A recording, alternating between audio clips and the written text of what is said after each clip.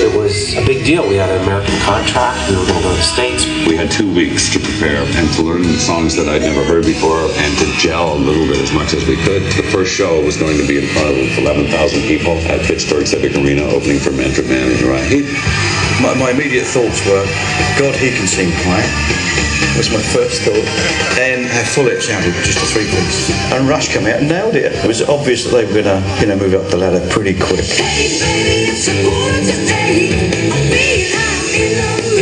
It was a very exciting time. And we were working 11 days on, 1 day off, 9 days on, 1 day off. I mean, we were really working a lot and traveling all over the place. It wasn't even a bus or a van or anything. Sleeping on your baggage. Now, you'd be in traction for a month if you did a week traveling like we used to travel for months.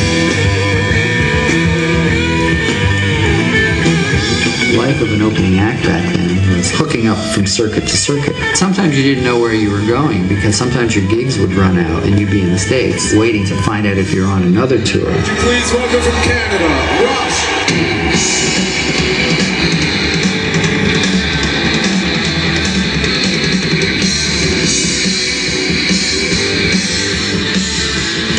200 concerts a year for 5 years. How long can you keep that? As long as we can.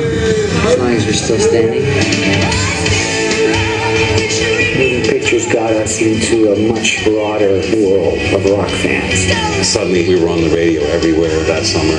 Our concert audiences doubled. We were playing 120, 130 cities in America. We were going back to places where if we were a theater act at the start of that tour, by the end of that cycle, we'd gone back to those places and we were in the arena. Rush fans are like NASCAR fans. They ain't going anywhere, and they're brand loyalty. They are a cult band. When you go to a Rush concert, there ain't anybody leaving until the song is over. They're riveted to the band. In the early stages, it was very young, almost 100% male. And then as the years went by, it remained 100% male.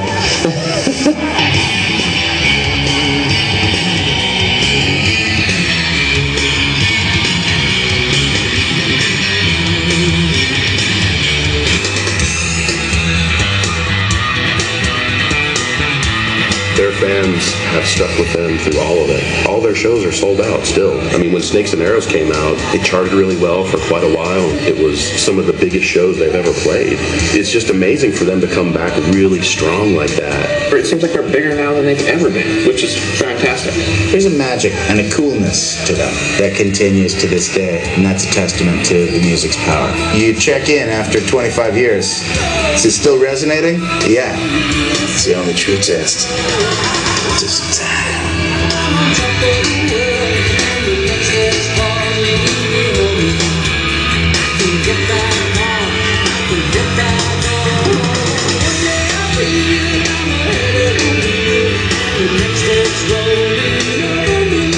Ladies and gentlemen, please welcome to the stage Alex LIFESON. Yeah.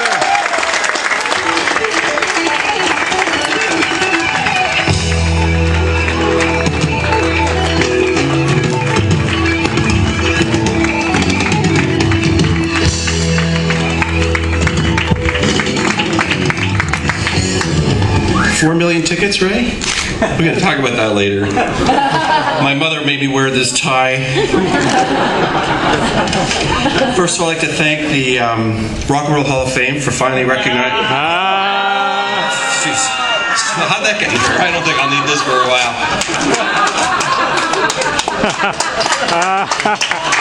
Yeah! No, really.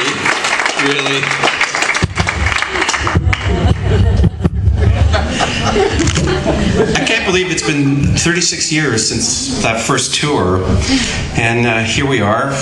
2 weeks ago we finished the most recent tour, finished in South America to the same sort of thing that you just saw there. Great, amazing, enthusiastic crowds. It's been such an incredible ride, and I'm sure there are lots of people here, or maybe some people anyways, that have been along with us for this ride. I was at the airport today on our way here. Our flight was delayed a couple of hours, and we're sitting with Ray, our manager. And oh my God, that. I was like, oh no, 2 hours with Ray here. Okay, here it comes. He started talking about the impact that rush hour traffic has on concert goers during the week in Anaheim and El Paso.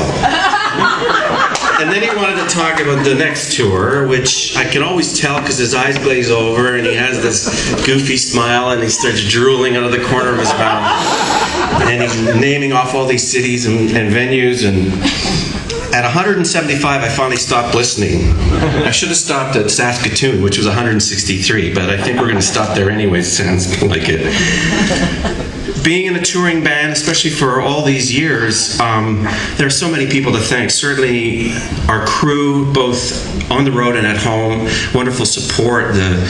Our agents, Adam Kornfeld and Neil Warnock, who's been with us for 33 years, I think we said, or 34 years. It's an amazing testament to how we've been a family. Ray's been with us since the spring of 1969, when we hired him as our manager, and he's been a terrific manager and an agent in his day, and certainly a wise old brother and a stupid young brother, and a really, really close and fantastic friend. And his office has been terrific for all these years that we've been touring. The many people that provide services for us, from trucking to lighting to sound, everybody has been so terrific.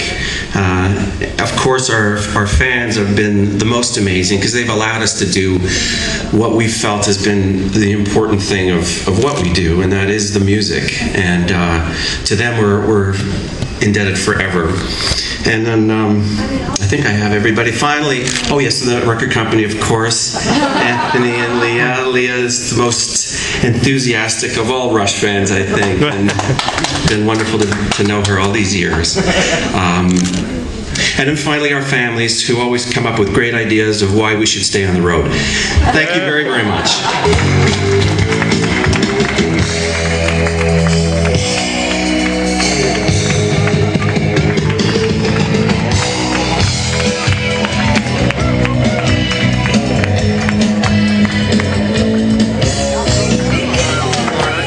I just want to say a couple quick things in closing. One is, sorry to talk over you. You're kind of a big deal. One is, I mean, honestly, how can the Rock and Roll Hall of Fame have any credibility whatsoever? Am I wrong about that? Oh wow, how are you? It's unbelievable. We started off this conference a couple days ago talking about some of the challenges that the business has faced, and when times get tough.